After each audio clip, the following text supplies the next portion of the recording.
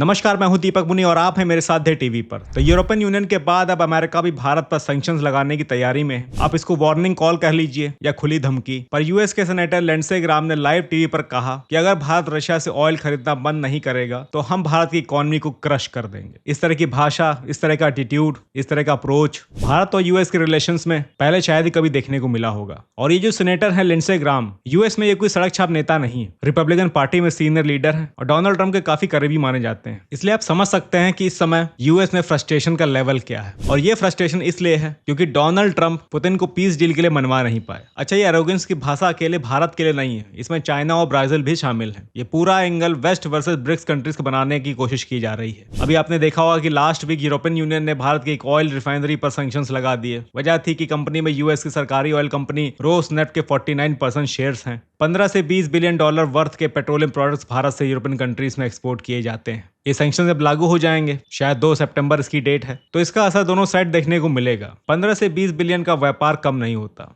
Anyway, ये भले ही भारत पर प्रेशर बनाने के लिए ऐसा कर सकते हैं, पर लॉन्ग टर्म के लिए ये सैंक्शंस भारत से ज्यादा यूरोपियन यूनियन के लिए सस्टेनेबल नहीं है, क्योंकि इनके यहाँ ऑयल और नेचुरल गैस की डिमांड इतनी हाई है। तो आप समझ सकते हैं कि लोग खुद रशिया से ऑयल और नेचुरल गैस खरीद रहे थे, इनफैक्ट अभी भी खरीद रहे हैं। इनका कमिटमेंट है कि अगले 2 सालों में यानी कि 2027 तक रशियन ऑयल की डिमांड को पूरी तरह से फेज आउट कर देंगे। इधर यूएस भी भारत के साथ ट्रेड निगोशिएट कर रहा है। 5 राउंड की टॉक्स हो चुकी हैं, पर अभी तक नतीजा नहीं निकला है। पेंच फंसा है फार्म्स और डेयरी सेक्टर्स पर, जहां यूएस भारत से फ्री एक्सेस चाहता है और भारत यूएस के प्रोडक्ट्स को यहां पर फ्री एक्सेस नहीं दे सकता। वजह इंडिया की रूरल इकोनॉमी। देखिए, भारत में हमारा इकोनॉमिक बेस ही एग्रीकल्चर सेक्टर है। भारत में 42% की आबादी एग्रीकल्चर सेक्टर पर डायरेक्टली और इनडायरेक्टली डिपेंड करती है। भारत फार्म सेक्टर्स को सपोर्ट करने के लिए तमाम तरह की सब्सिडीज भी देता है, और ऐसे में अगर यूएस को यहाँ पर फ्री एक्सेस मिल जाता है और यूएस के एग्रीकल्चरल प्रोडक्ट्स भारत में इंपोर्ट होने लगते हैं, तो वो कंपटीशन भारत के एग्रीकल्चर सेक्टर के लिए सस्टेनेबल नहीं हो पाएगा। और इसीलिए मैं कह सकता हूँ कि यूएस इंडिया ट्रेड डील में यहाँ पर कोई भी कॉम्प्रोमाइज होने के चांसेस ना के बराबर है।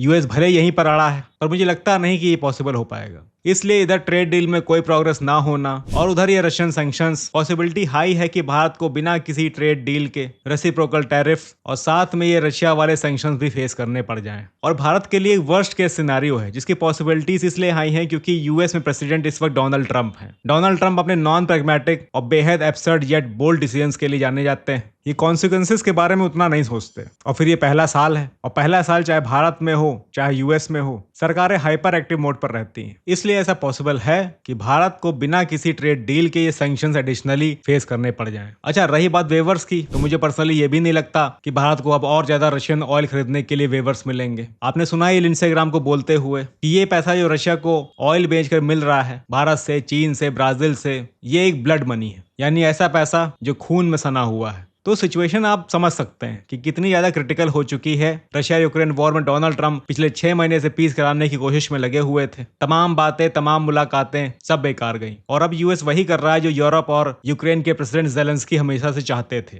यानी वेपन्स की सप्लाई को बनाए रखना। देखिए, ये जो मैसिव फेलियर डोनाल्ड ट्रंप को फेस करना पड़ा है इस कोशिश में, जो ये कर रहे थे कि पीस हो जाए पर हो नहीं पाई, इस बात से डोनाल्ड ट्रंप बहुत ज्यादा फ्रस्ट्रेटेड है। और इसी वजह से इस बार इस बात की पॉसिबिलिटीज बहुत कम है कि भारत को कोई वेवर मिल पाएगा। वहीं इस बात की पॉसिबिलिटीज बहुत हाई हैं कि भारत को रशियन ऑयल्स की वजह से सैंक्शंस फेस करने पड़ जाएंगे। इसलिए भारत को इन सब चीजों के लिए तैयार रहना होगा। पिछले हफ्ते पेट्रोलियम मिनिस्टर हरदीप सिंह पुरी जी ने भी कहा था कि भारत ने अपने सोर्सेज को डाइवर्सिफाई किया है। पिछले इन सालों में 27 से लगभग 40 अलग अलग देशों से भारत अब कच्चा तेल इंपोर्ट करता है, और रशिया का शेयर वॉर से पहले सिर्फ 2% हुआ करता था। इसलिए भारत के पास कई ऑप्शंस हैं अगर रशिया से ऑयल ना खरीदा जाए तो। पर दूसरी तरफ ये बड़ा चैलेंज है कि हम यूएस के प्रेशर में आकर अपने ऑल वेदर फ्रंट रशिया से रिलेशंस को नहीं खराब कर सकते। तो टफ कॉल होगा भारत सरकार के लिए। देखते हैं क्या डेवलपमेंट्स होते हैं। बाकी आपको क्या लगता है कि भारत को ऐसी सिचुएशन में क्या करना चाहिए, अपने आप को इस सिचुएशन से कैसे निकालना चाहिए? अपने व्यूज कमेंट्स में जरूर बताइएगा। तो मिलते हैं नेक्स्ट वीडियो में, तब तक के लिए जय हिंद।